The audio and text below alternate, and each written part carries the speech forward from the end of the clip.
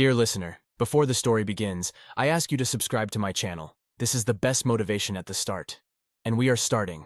It was close to the witching hour, and my spouse and I were unable to drift off due to the commotion of a male voice shouting and a female voice weeping emanating from the adjoining apartment.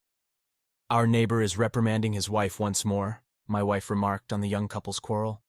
Dear Lord, this is utterly barbaric. How much longer will this persist? Every evening when he's present, he mistreats the unfortunate woman. One Saturday night, after ushering my wife to bed, I remained awake in the kitchen, engrossed in a captivating book. Abruptly, something slammed against the wall, then again and again, as if someone was being thrown against the ground. Moments later, a young man burst into the kitchen. Panting heavily, he said furiously, "Do you perceive me?" He was abashed and said in his defense, "I apologize for the disturbance we're inflicting upon you. My existence, curse it, is spiraling downward and not in the manner I would prefer." "It appears you have troubles," I remarked. "Troubles is an understatement," he retorted. "Brother, what troubles they are." To which I responded, "Insurmountable?" "How to express it," was the reply. "Only into oblivion." And he extended his hand to clasp mine. "Let's become acquainted," he said, introducing himself. "I'm Michael." I introduced myself as well. "We also recently relocated here, perhaps a few days prior to you. But before that I resided with my family elsewhere." Michael commenced his tale. "I'm a soldier, a warrant officer. I served in the border troops. From the searchlight tower where I must keep watch, I had a clear view of my home. Each time I began my shift, I noticed the light in my windows extinguish at this hour. I was aware that after putting our son to bed, my wife was also preparing to sleep. Once by chance, I discovered a letter between the books on the shelf, 2 lines without a signature. It seemingly belonged to one of her admirers, whose existence I had suspected. While on duty, I observed that the light in my room went out earlier than usual. This made me cautious. Something is amiss at my residence, I pondered then, and my suspicion transformed into certainty. I had an unrelenting desire to sever this Gordian knot, to confirm my wife's infidelity. But how could this transpire with such a deity, with such a docile creature as she? I wanted to dispel doubts immediately, and requesting to leave my duty, I went home with a stern expression. Quietly opening the door with my key, I entered the room and illuminated it. I was stunned and perplexed by what I witnessed there. My wife, unclothed, lay in bed, embracing my immediate superior, Captain Johnson. Their moans of passion shook the air and resembled the squeal of a pig being slaughtered. However, oddly enough, my wife appeared charming to me at that instant, more so than before. Michael continued his confession. Her submissive and tender blue eyes under a mane of black hair enthralled me. Michael silently rose and went to his refrigerator, took out a bottle of cognac and some snacks. Then he reached into the cupboard for glasses and placed everything on the table where we were seated. Pouring the alcohol into the glasses, he pushed one of them towards me. "Let's drink to my unhappy married life," he proposed, and drank. I didn't drink late at night and quietly pushed the glass aside. "Why did you set the glass aside?" Michael inquired, switching to the informal you. "It's late to drink, and I don't appreciate your toast," I replied. "Only insane individuals drink to that." "I am that insane individual," said Michael, also downing my glass. Soon he became quite intoxicated. I was about to leave him and retire to bed, but he grasped my hand and asked, "Please don't depart. Stay a little longer. My soul is so heavy, but no one cares about it." "Come on, don't crumble." I couldn't restrain myself. "Are you a man or what? You're not the only one who's been betrayed. Compose yourself and make a decision. By your indecision, you're mistreating both yourself and her. You should either accept her state of affairs or send her to hell. I would prefer the latter." "It's easy to say send her to hell," Michael muttered.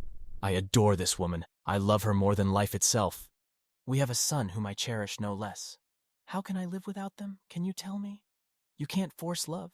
I reminded him of the proverb. "So she didn't love you if she betrayed you, and with a person more repulsive than herself, with a man who seduced his colleague's wife into cohabitation."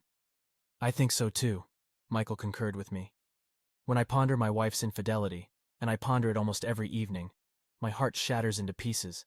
Then I start beating her with an army belt like a stuffed goat, multiplying my anger on the spot." Our conversation was interrupted by Michael's wife. She silently entered the kitchen and went to the closet, then left just as quietly without uttering a word. I couldn't see her face. It was hidden under a headscarf from under which her sorrowful eyes peeked out. "She weeps every night," Michael said after her when she closed the door behind her. "She says without me the devil confused her.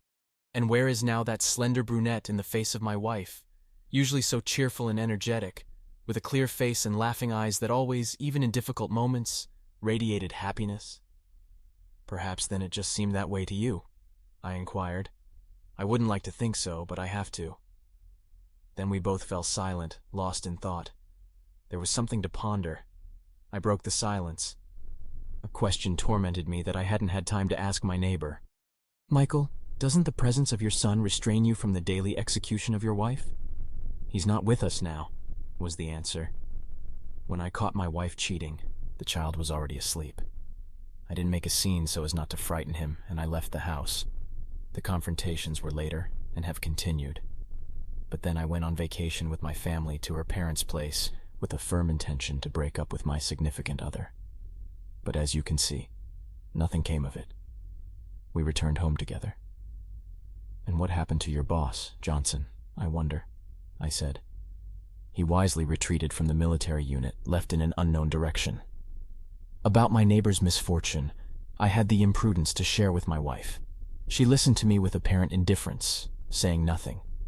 However, women are mostly inquisitive people, including my wife. One evening, seizing the moment when neither Michael nor I were home, she knocked on the neighbor's door. "Hello," she greeted and introduced herself. "You don't appear in public, and it's alarming for us neighbors to some extent." "And to what extent is it intriguing?" the woman who introduced herself as Jessica asked discontentedly. "Within reasonable limits, of course," my wife replied and explained. "Here we live as if we were one family, but we don't see you. And it's alarming, especially since conversations in raised voices, to put it mildly, scandals are heard from your room at night." "You mean it's possible? Well, please come into the room," Jessica invited my wife. "I apologize for the inconvenience. I haven't had time to tidy up yet." In the corner of the room, a 2-year-old boy was sitting on the couch, staring at the guest with his eyes. My wife sat down next to him on the edge of the sofa and asked, "What's your name and how old are you?" "I'm Robert," he replied, showing 2 fingers. "So, Robert, you're 2 years old." He nodded in agreement and moved closer to the guest, and she, in turn, hugged the boy by the shoulders and said, "You're a wonderful boy, Robert. My son John is a year old. I think you'll become friends." "His grandmother recently brought him," Jessica said, and offered the guest tea or coffee. My wife was going to refuse both, but then decided that over a cup of one or the other, the conversation would be more trusting. "Coffee, please," my wife replied, "and no sugar." "Probably only the lazy don't know our story," Jessica began after a short conversation. "Michael and I lived in peace and harmony until trouble struck. We loved each other, and I still love him. But something irreparable happened. 6 months ago, his boss, Captain Johnson, came to our house. My husband was on duty and the captain knew it well. Our son was already asleep by then. "I just dropped by for a minute to check on you, so to speak," Johnson said without giving me time to recover, and put a bottle of cognac and a box of chocolates on the table. "It's my duty to know how my subordinates live." Here Jessica fell silent, lost in thought, gathering her thoughts. Then she continued. "Why hide a sin? The captain was a handsome young man, and I wasn't averse to flirting with him, but nothing more. One glass of cognac was followed by a second, then a third. I don't remember how I ended up in bed with him. Well, as it usually happens in such cases, husband, lover, fall into sin, repentance, then tears, scandal, and beatings from my husband, and so it goes to this day. That evening, together with Johnson, the devil confused me, and I fell low. And now, along with me, Michael is tormented. When he comes home drunk, he starts mocking me and beats me with a soldier's belt. 'I'll beat you,' he says, 'until I beat the foolishness out of your head.' And when that will happen, I don't know. He can't fully vent his anger on me." Having finished her confession, Jessica smiled shyly and looked away. My wife looked at the grief-stricken, pretty young woman with a deep sense of compassion, but she could not help her in any way. "You shouldn't engage in self-flagellation," causing yourself moral suffering as a result of repentance for a mistake, awareness of your guilt, she said. In life, everyone makes mistakes in their own way. That's what life is for. He, Michael, should understand this and forgive you. Not only forgive, but also forget about it. I think it will be better for both of you that way. Otherwise, your life will turn into hell. You have a wonderful son growing up, and you should think about him first, then about your sense of dignity and self-esteem, so to speak. Jessica sat looking at my wife with eyes full of tears and silently continued to stir the long-cooled tea in the cup. And he doesn't want to dissolve our marriage. He says he loves me. She suddenly began to lament, and life is not the same without him. Lord, help me endure his mockery. I'm a sinner, but not of my own free will. Who knows this better than you? Yes, my wife said meaningfully, sipping coffee from a cup. Everything would be fine in the world if it were so arranged that people always forgive those who are good. Several days passed. During this time, my wife managed to make friends with Jessica and provided her with friendly support in her troubles. It was a deep dark outside, and thoughts came to me late at night when I was already lying in bed. I tossed and turned in bed for at least an hour, but there was no sleep on either side. And then I got up, dressed, and in the middle of the night, I left the room. It was unusually quiet in the corridor. Michael was not arguing with his wife because he was on duty. Going out into the corridor, I headed for the exit, and immediately saw a trickle of blood coming from under Michael's door. I was immediately gripped by horror. I pushed the door, and it immediately opened. We never locked the doors out of habit. It was dark and quiet in the room. No one responded to my call. Then I turned on the light, and a terrible picture appeared before me. Jessica was lying on the floor in a pool of blood, and blood was oozing from her wrist. She cut her veins, I thought, and rushed to provide first aid. I called my wife for help, and we bandaged her wounds with improvised materials.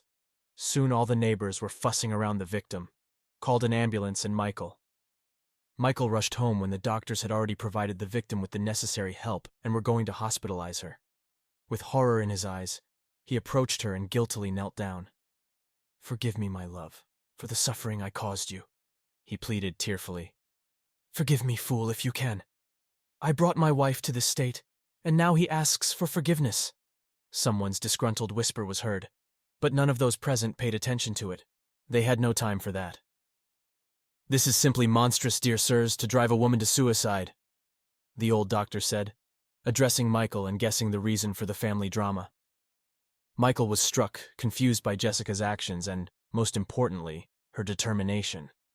Jessica, whom he considered a fallen woman, now seemed to him simply charming. Her submissive and tender blue eyes under a mane of black hair captivated him. Jessica also did not take her eyes off her husband, examining the slightest fold on his face, trying to guess if he had forgiven her. She stayed in the hospital for several days.